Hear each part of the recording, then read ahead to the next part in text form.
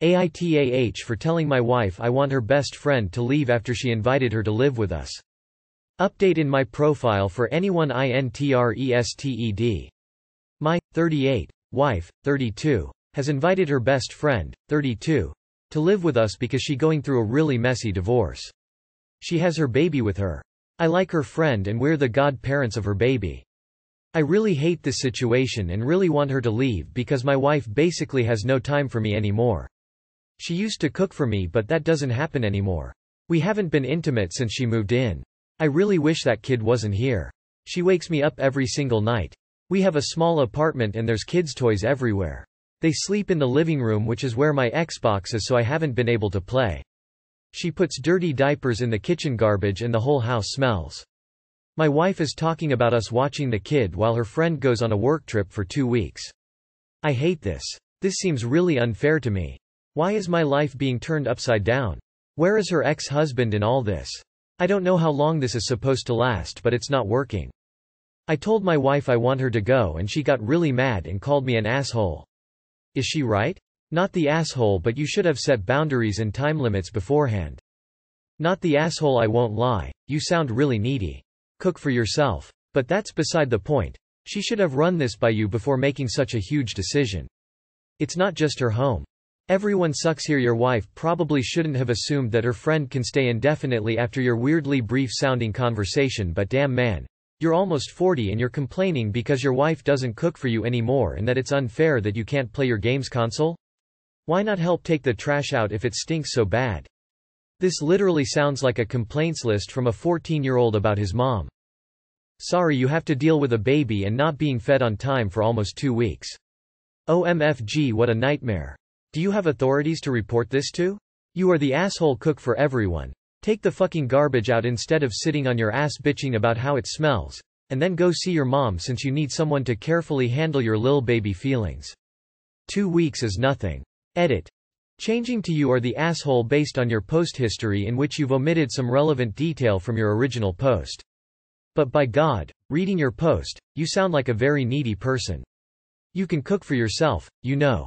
I'm wondering if your wife likes the situation because it gives her a break from catering to your needs. Am I the asshole for scheduling my text messages and gift reminders? So my daily life is kind of a mess. I manage a large number of people at my company, am constantly traveling and frequently get pulled in many directions throughout a given day. All in all, it's very easy for me to lose track of little details and forget something important because of all of this. I'm always looking for ways to use technology to mitigate these issues and be more organized. A couple years ago, our IT guy showed me how the new iPhone has a scheduling system and you can set it to automatically do things like send a text at a specific time or when you arrive at a certain place. After learning how this works, I've come to use it fairly often. For example, I have it set so when I leave the house in the morning, it texts my secretary that I'll be at the office in 10 minutes. I leave at varying times depending on if an executive needs to call me about something before I get to the office. This helps her schedule out the first couple hours of my morning when I set aside time to meet with account reps who need me to approve budgets, sign off on proposals, etc. before getting to my own meetings and calls. I also started using it a lot in my personal life. My girlfriend really loves it when I text her in the morning and I'd sometimes get caught up in work and forget, so I started writing a personal text out to her in the evening and setting it to send out at some time the next morning. Just a little note about how I hope she has a great day, wishing her good luck on a presentation she has, etc. My mom is also a bit forgetful these days, so I'll frequently days in advance set up something like, "Hey mom, hope you're having a great day. Just wanted to make sure you remember it's niece's birthday party tonight at 7. Don't forget to bring cupcakes." To go out to her that afternoon around 4 p.m.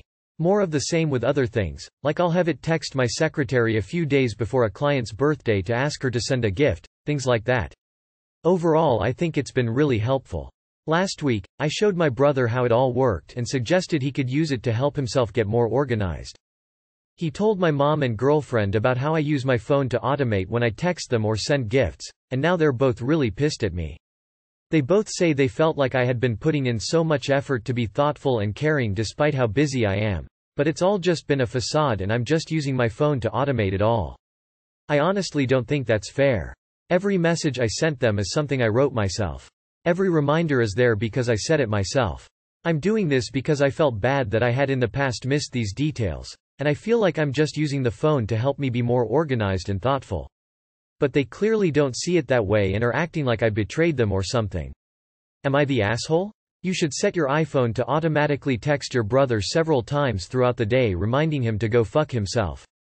Not the asshole. Not the asshole. They both say they felt like I had been putting in so much effort to be thoughtful and caring despite how busy I am. That's just what you have been doing.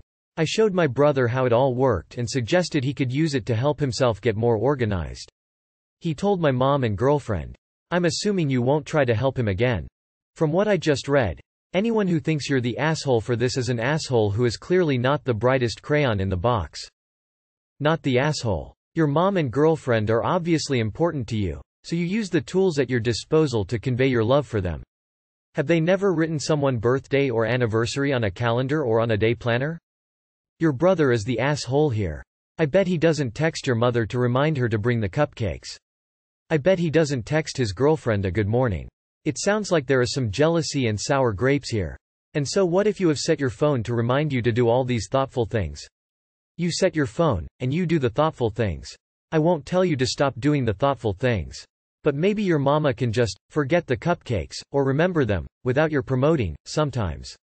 It's up to her. And your GF? Well, I hope she is pretty. Not the asshole. Am I the asshole for telling my brother he can't see my son after a road trip that he took him on? My 9-year-old son Cameron spent his spring break on a road trip my brother Jackson. My son came back home today and all the clothes that I packed for him were untouched. He was wearing today what he wearing on Monday. I asked my son when was the last time he showered and he said on Monday when he and his uncle took a shower at a pool. I asked why he didn't shower the other days, he just shrugged. I had to bathe him and wash his clothes twice. I asked my brother what was up with my son not showering for 4 days. He said my son just didn't shower but he made sure that my did brush his teeth and wash his feet. I told him that he was irresponsible and I can't trust him with my son anymore. Therefore he can't see him unless me or his mom is there. My brother told me I was way overreacting and just letting him be a boy. There are worse things than a 9-year-old not showering for a few days, I think. But, does your brother have children of his own? How old is your brother? He might need a bit more instructions on the do's and don'ts of traveling with a 9-year-old, including making sure that they shower regularly and wear clean clothes. I'm so confused but these comments. Like y'all are comfortable and justifying that a child hasn't taken a shower for days is okay. That's concerning and he was in the care of his uncle. The uncle should have made sure he was taking care of his nephew hygiene. To say he's just being a boy, is feeding him the wrong thing and breeds the behavior of having poor hygiene is good. Nah. Is regular showering, which I support, really worth losing a uncle who is willing to take kiddo for 4 days? Really don't think uncle would abide by a daily shower rule? Not telling you how to feel. Just pointing out a family member who is willing, able to do a 4-day road trip is a rarity. Guess. Question is kinda where would they shower? 'Cause this really feels like an old school road trip if the only shower was at the pool. I mean, asshole is too strong of a word, but I do think you're overreacting. Nah. Being a boy has nothing to do with it. When you go on some trips, bathing isn't really the highest priority, especially for someone who hasn't hit puberty yet and isn't a sweaty stankball of hormones. My family camped a lot when I was his age and I would go several days without showering. Besides, a lot of adults don't shower every day and only address the important stuff like brushing their teeth. If the only thing you have to worry about is the kid coming back smelling like a Florida swamp in the summer, I'd call that a win. You are the asshole. Do you have any idea how lucky you are to have a sibling who wants to spend that much dedicated time with your son? This just sounds like when I would go to summer camp every year and come back absolutely disgusting. He had a unique fun experience that was a little bit of a break from normal expectations. No harm came to him, he bonded with his uncle and had a great time. And you want to deprive him of that going forward because he got a little dirty. It's extremely distasteful. Would I be the asshole for not wanting to visit my sister after she told me her partner is allergic to dogs? Using a throwaway account because family uses Reddit. I am 22, have a small dog, 6, and we had no issues with my sister nor her partner. Here's what happened. Yesterday I was visiting her because she needed help at home because her partner had a 24-hour shift.